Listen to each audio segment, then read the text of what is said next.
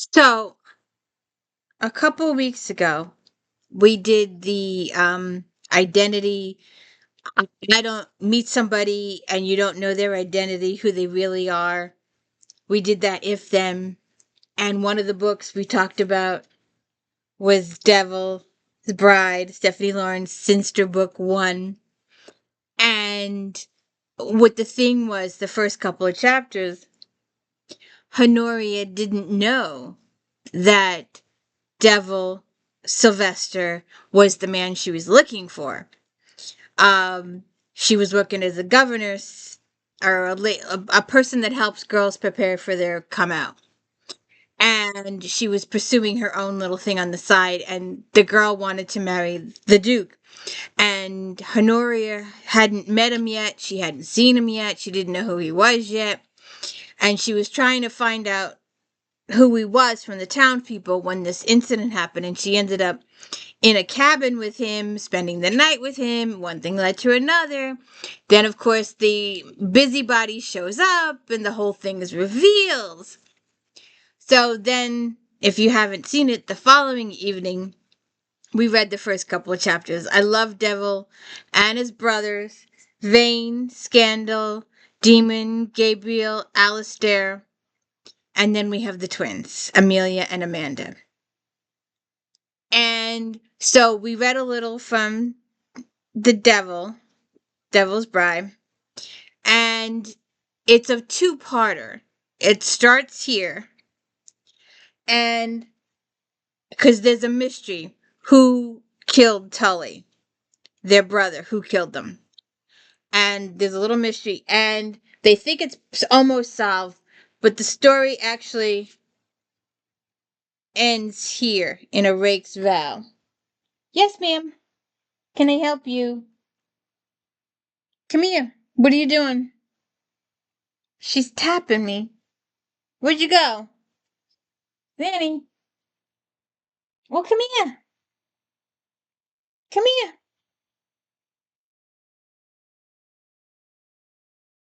Come here.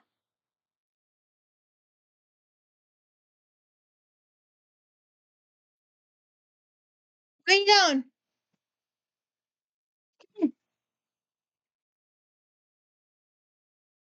Come here. Come here. Come on. Come up. Here we go. Here's the little girl. She's the little one. Look. Sandy. My sandy face. That's why I'm Sandy. But we've got lots of gray, like our sister. And then our gray sister has got lots of Sandy in her, too. But Sandy's the little one. You'd never know it, but she's the little one. So, anyways, today we're going to read. What did I just do with? Oh, here they are. A Rake's Vow. So we're gonna do these in order. We did Bride. We're gonna do a Rake's Vow today. Then we'll do Scandal's Bride. And see, you can't read the prequel until after you read Scandal. Because there is a prequel, The Promise in a Kiss. But you can't read this book, even though it's a prequel, until you've read Scandal's Bride. Because all the stuff in here, there would be major spoilers for this one. And then we get a Rogue's Proposal, a Secret Love, All About Love, All About Passion, and we finished this set with the twins, Amanda and Amelia, On a Wicked Night, On a Wicked Dawn. And then we're going to go back in time. Ah, shoot. My pile just fell every which way.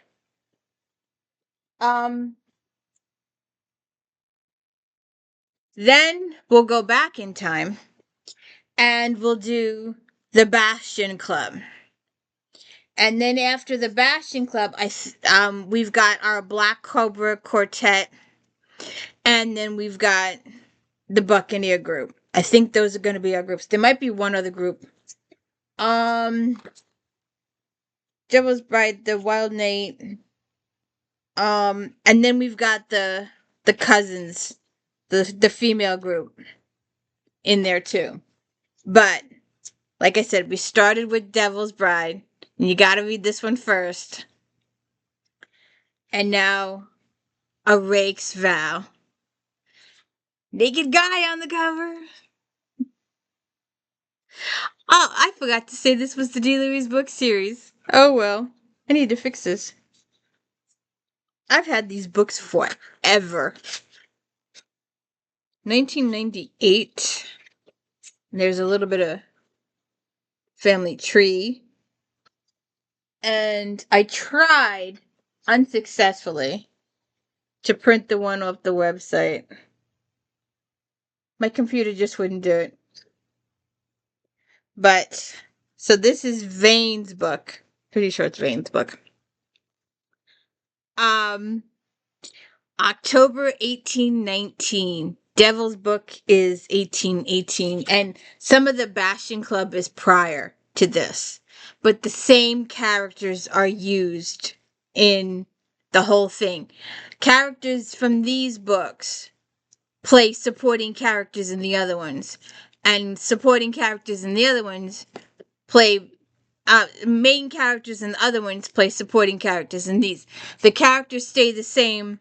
The background characters, your extras, are your core group of characters. You'll see them as supporting people throughout the entire series. And she reuses these people over and over again. You get to know the ton and the group of people and all the family. But my favorite part is the bet. Um uh Vane Cynster lifted his gaze from his leader's ears and glanced around, bringing Duggan, his groom, into view, along with the bank of lowing thunderheads sweeping down on the thicket from behind them. Blast! Vane looked forward and flicked the reins. The pair of match grays harnessed to his curricle stepped out powerfully. He glanced over his shoulder. You think we cannot run it? There's a really bad thunderstorm coming, and they're headed to his aunt's house. We got 3 miles on, maybe 5, not enough to turn back to Kettering, nor yet to make it to Northampton. Vane swore. It wasn't the thought of drenching that exercised his mind. Desperation dug into his spurs, his eyes on the road as the gray swept on. He searched for some option, some route of escape.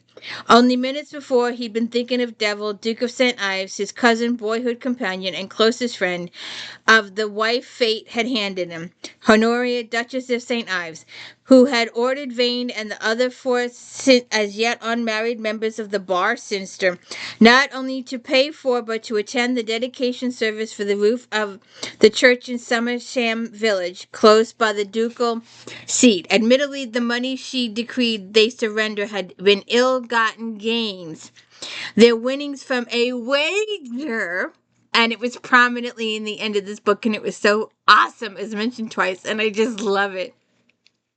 The guys didn't mean anything by it. The money she decreed the surrender had ill-gotten gains, their winnings from a wager of whether she or nor their mothers had approved.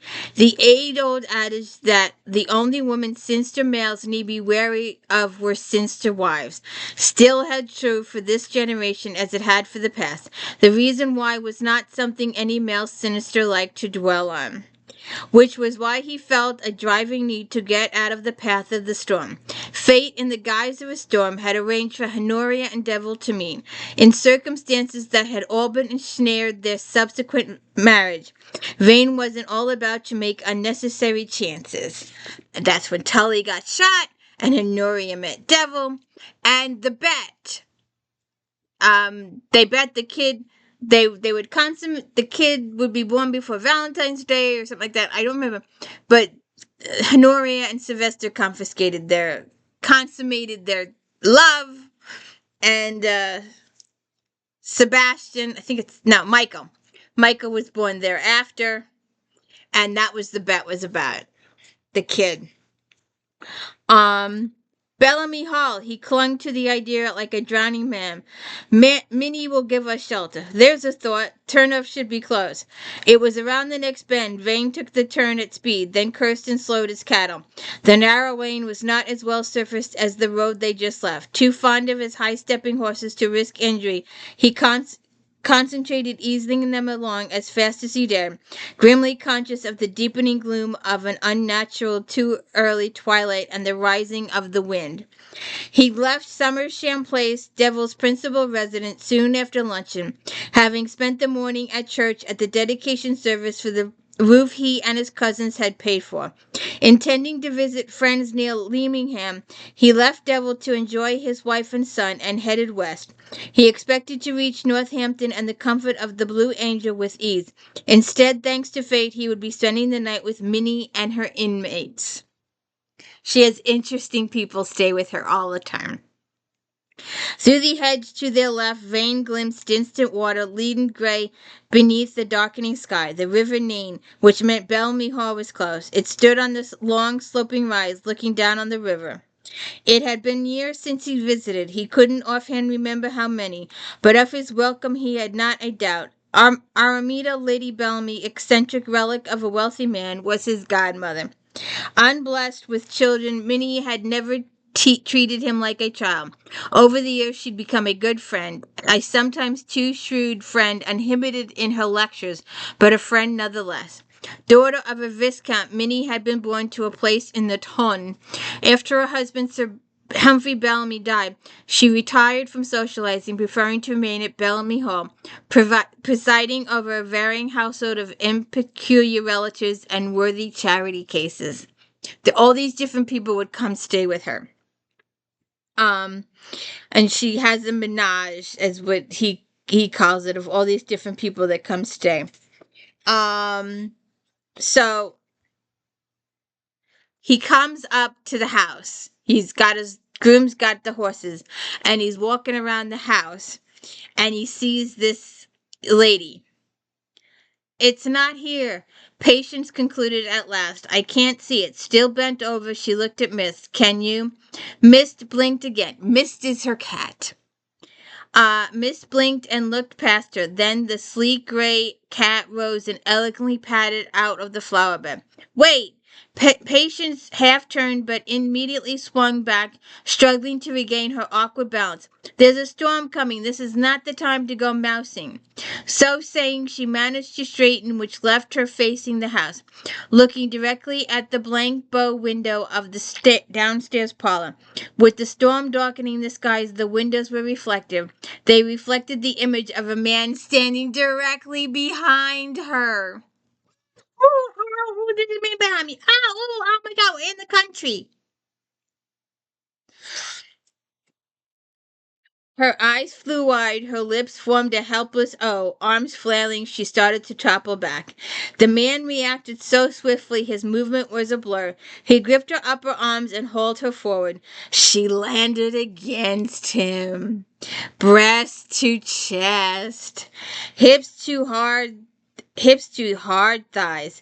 The breath was knocked out of her, leaving her gasping mentally as well as physically. Hard hands held her upright, long fingers iron shackles around her arm. His chest was a wall of rock against her breast. The rest of his body, the long thighs that held them braced, felt as resilient as steel. She was helpless, utterly, completely, and absolutely helpless. Patience looked up and met the stranger's hooded gaze. As she watched, his gray eyes darken, the expression they contained, intensely concentrated, sent a peculiar thrill to her. The stranger's lips thinned, the austere planes of his face hardened, his fingers tightened about her arms. To Patient's stunned amazement, he lifted her easily and carefully set her down 2 feet away. Then he stepped back and swept her an elegant bow. Vane Cynster, one brow arched, his eyes remained on hers. I'm here to see Lady Bellamy. Yeah, oh,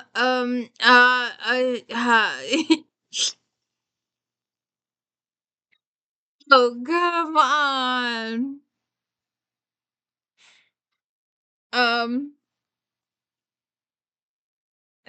see. Um, and you are Patience Debington. The shock hit him heavy as a cannonball and left him winded. Vane stared at her, a chill bloomed in his chest. It quickly spread, locking muscle after muscle in reactive denial, then disbelief well. He glanced at her left hand, no band of any sort decorated her third finger. She couldn't be unmarried. She was in her mid-20s. No younger woman possessed curves as mature as hers. Of that he was sure. He spent half his life studying feminine curves. In the sphere he was an expert. Perhaps she was a widow, potentially even better. She was studying him covertly, her gaze sliding over him. Vane felt the touch of her gaze, felt the hunter within him rise in response to the artless glance. His wariness returned. Miss Debington? I am Lady Bellamy's niece. Ah! He'll come this way. With a wave, she indicated the nearby door. The haughty led the way. I'll have Masters inform my aunt of your arrival. Is she expecting you? No, but she'll be pleased to see me. And the cat goes in with them. Nothing could be more fortuitous. Amelia, Lady Bellamy beamed delighted at Vane. Of course you must stay, but the second gong will go any minute. So cut line. How is everybody? Propping his shoulders against the mantelpiece, Vane smiled. Wrapped in extensive shawls, her rotunda figure cased in silk and lace, a frilled widow's cap atop slightly white curls. Minnie watched him through eyes bright with intelligence set in a soft-lined face. Everyone Vane knew meant the Cynsters. The youngsters are thriving. Simon's starting at Eton. Amelia and Amanda are cutting a swath through the tongue, scaring hearts right and left. The elders are well and busy, but Devil and Honoria are still at the place. Too taken with admiring his air, I wager, dare say the wife of his will keep him in line, Minnie grinned. Still no word of Charles. No, his disappearance remains a mystery. Poor Arthur. And what about you and those cousins of yours? Still keeping the ladies on the town on their toes? And her cohort on the side, Tim's, snorts and whispers under her breath, more like on their backs. So, she's got a group of guests in the house. They've also got a mystery in the house. Someone is stealing their objects. Their little gold hair clips, uh, all little tiny items that can be slipped in your pocket, earrings, jewelry, little statues, all this kind of stuff. And then there's supposedly a hidden church or treasure on the property someplace. And they go searching for that. We still have the Charles thing to settle from the first book, from Devil. And and then we have Patience's brother, and he's got some issues. And when they go into town, you meet up with the Bastion Club a little bit. Because remember, they're going on during this time period too, the Bastion Club. But we're going to do those after we do the corner, because that's how she wrote them. But when she wrote them, she went backwards and did them before this.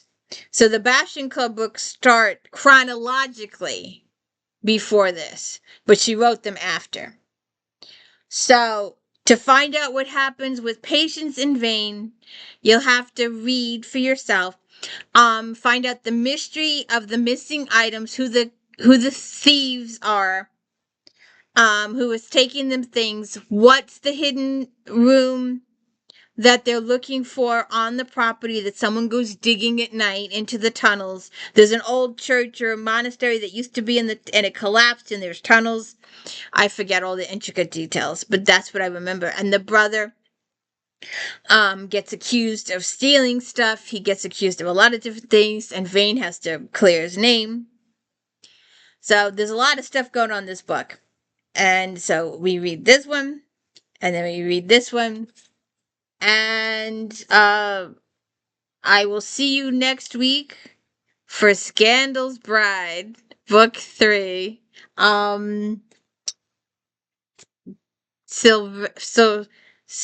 Richard's book.